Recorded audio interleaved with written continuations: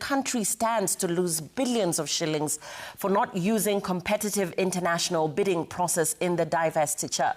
The Kiharu legislator, who urged the parliamentary watchdog not to adopt government's proposed process, faulted the Communications Authority for initiating a 80 billion shillings loss through a controversial waiver on renewal of licenses through a conditional precedent prior to the transaction. Seth Olale with the latest update on the Safaricom Vodafone divestiture deal.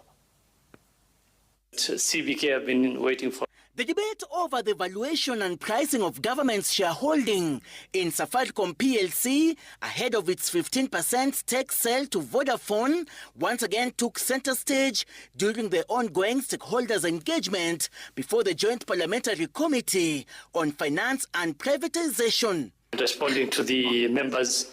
Kiharu MP Ndindi Nyoro, while delivering his submissions, told the parliamentary watchdog that the country would have benefited more had the exercise been subjected to an international competitive bidding process.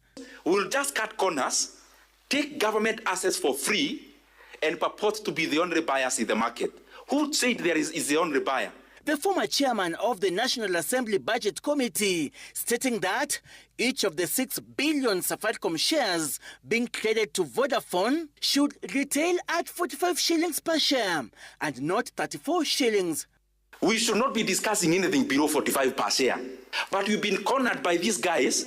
We are now gasping for breath on the side of the loss. The Kiharu legislator informing the Parliamentary Committee on Finance and Privatization that the Communication Authority should be held accountable for allegedly initiating an 80 billion shillings loss through an alleged controversial waiver on renewal of licenses through a conditional precedent prior to the transaction. On one license, we are losing 40 billion Kenya shillings.